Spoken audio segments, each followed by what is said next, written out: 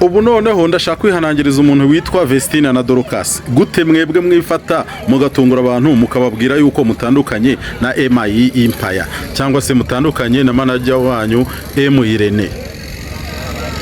Gute mwebwe mwifata mukabona ko mumaze gutandukana, umwe akaba ari muri Canada ari umubyeyi, undi akaba ari i Kigali, uwo ari Dorcas uri i Kigali, ubwanyu ntimushobora guhuza, ubwanyu ntimushobora guhura uko mubishaka, mwariza mukifata mugatungura abantu ngo muratandukanye? Gute mwebwe abafana mwemeje ko mukora ibintu byiza, mwaryohereje igihe kirekire mufatanyije na Emirene, babizeye ko mugiye kubagezaho indi ndirimbo nshyashya, mwarangiza mukabatenguha mukavuga yuko mutandukanye?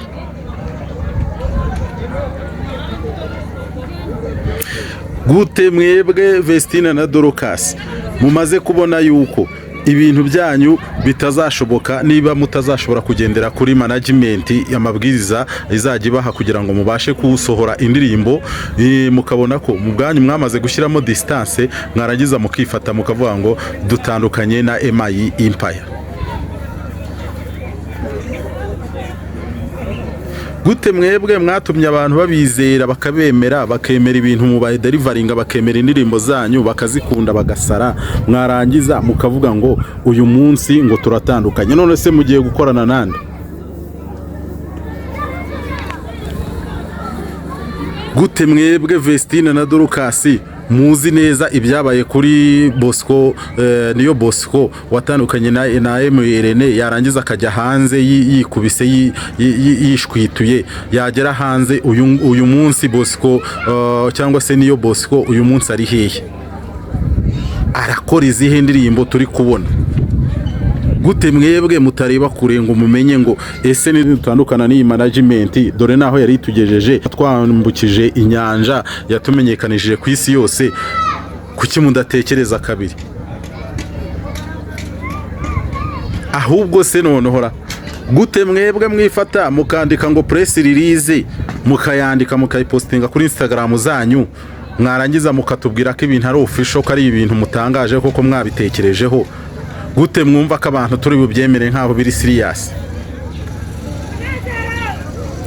Gute mwebwe mwiyibagiza ibyabaye ubwo mwari muri Canada, ngo mwagiye muri concert iriya yaberaga muri Canada, hariya mufite tuwa muri Canada, mwarangiza Vestina akakora ikosa rikomeye, akwandika ubutumwa kuri za Instagram ze avuga yuko ngo atakishimye, abayeho mu buryo atishimiye, ngo yashatse ngo mu buryo atishimiye.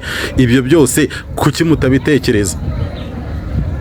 Mwebwe se mwumva abantu barabyibagiwe?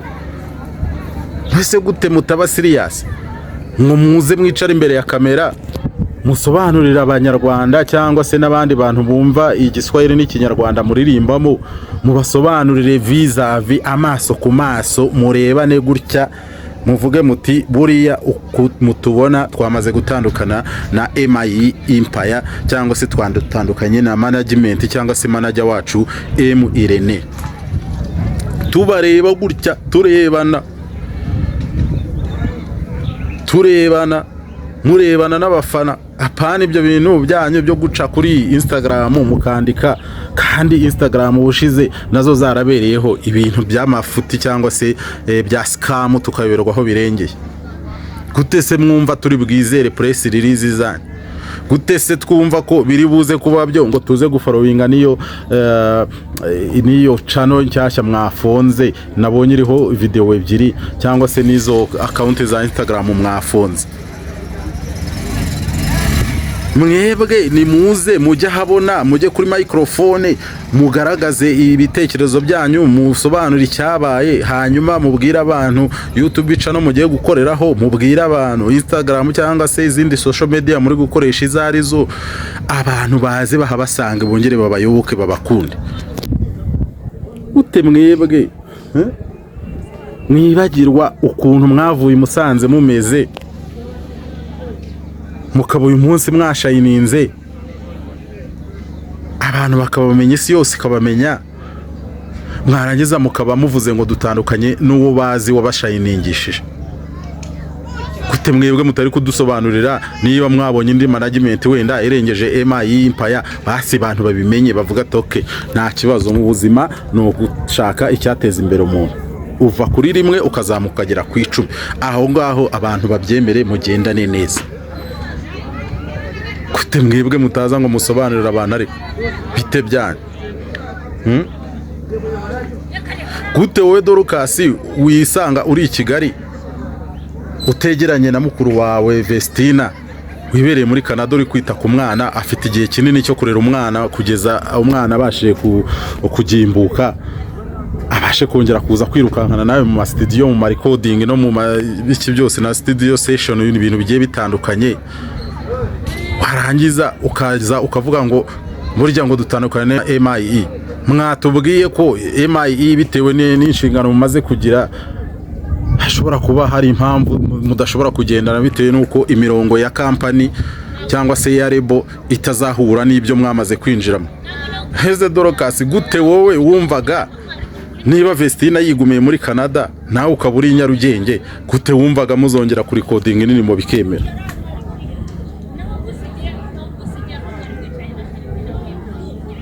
Ahubwo se dusobanurire tumenye niba ibya gospel mubivuyemo. Dorukasi wenda akaba agiye kuba umuraperi cyangwa agiye kuba umusekira singa, cyangwa se akajya bakinga mu Bruce Melody na ba Debeni. Ibyo nabyo tubimenye, kubera ko Nyarugenge zuraza kwigondera umuziki uri umwe bishoboke. None na MIE ubwayo watandukanye nayo. Erega abantu barabakunda, ariko mujye muza mubwira abantu ukuri,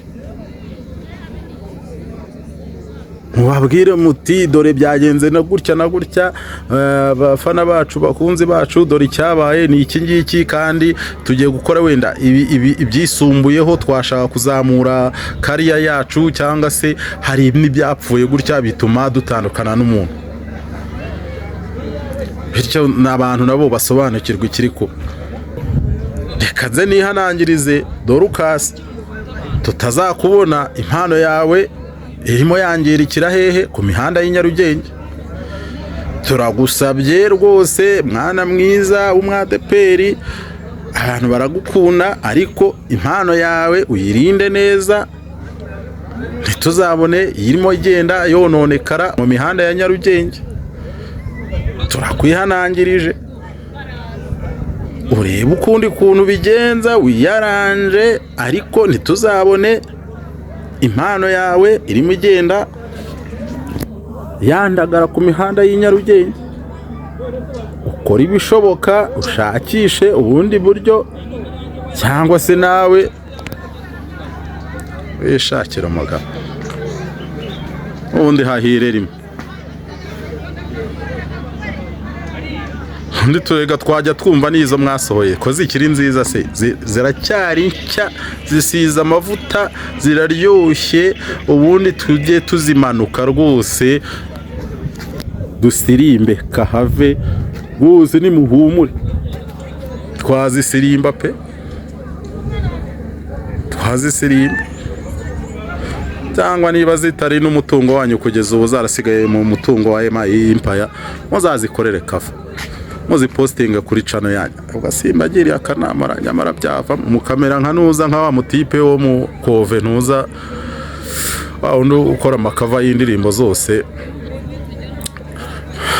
nibagiwe akazina ke ramo hongo di.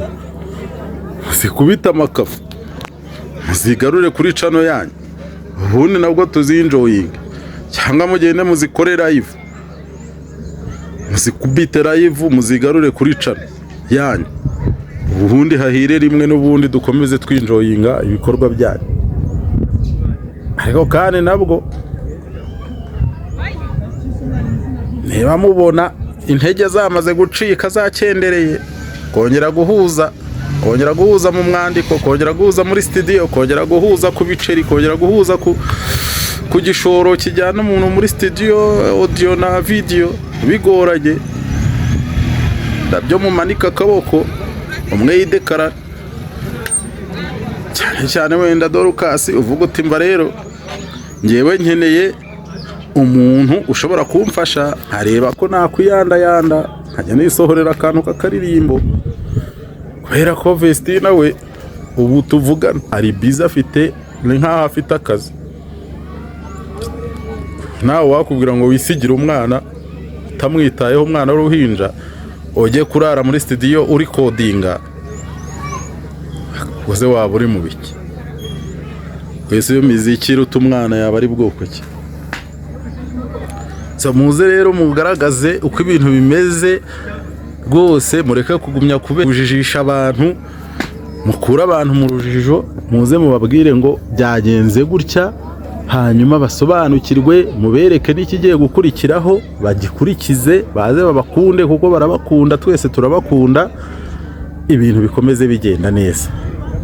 Ku rundi ruhande kandi reka mbashimire, nakunze yuko mwashimiye management yari bafite mu biganza. MI Empire rwose kude chapeau, namwe mwabashimiye ko mwayikuriye ingofero, muravuga muti turabubaha kandi turabakunda, na n'ubu turacyabakunda.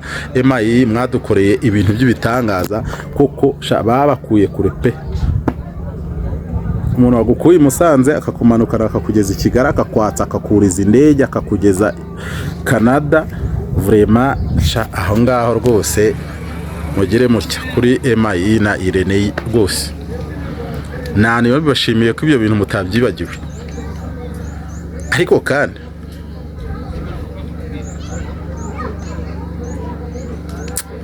bihanangirize, nihanangirize n'abandi bahanzi mubona mumaze kwatsitara, mumaze kujya mu mitima mu misokoro y'abafana banyu, mwarangiza mugatangira kuzanamo ibintu byo kuvuga ngo urabona ngo tugiye kuba turetse imiziki, ngo tutarokana na management, bikarangira tubabuze, ngo tugize gutya na gutya. Ibyo bintu byanyu mubireke. Gute mwebwe tubona ko mutangiye kwambuka inyanja mukajya gukorera ibitaramo mu migabane nk'iriya ya za Burayi na za Canada na za hehe, mwogoga ikirere muri za rutema ikirere, abantu twabyishimiye tuvuga tuti ba bantu twakunze, twarihaye ama views, twarayikinze, twasubscribinze, twagiriye muri show tukishyura amafaranga yacu, bagezaho bageraho twifuzaga ko bagera, barangiza mukadutenguha. Ibyo bintu mubyihorere, ibyo bintu mubyihorere, musigeho rwose ibyo bintu. N'abandi bateye gutyo nimukajya mutukorera gutyo. Ibintu by'amagroupe nuko mujya muza mukadufatisha imitima yacu, mukayishegesha, tukabakunda, tukapfa tugahwera muri douche, mu buriri, muri hehe, umuntu akajya ahora ari indirimbo zanyu, playlist mu modoka ari z'umuntu ahorana, muri telefone ari z'umuntu ahorana, ari koratuni, mwarangiza mukifata ngo turatandukanye. Amwe mwatandukanye, nyamara wasanga namwe karimo.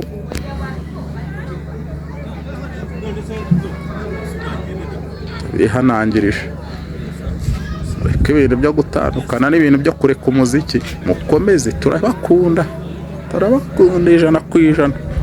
Sawa.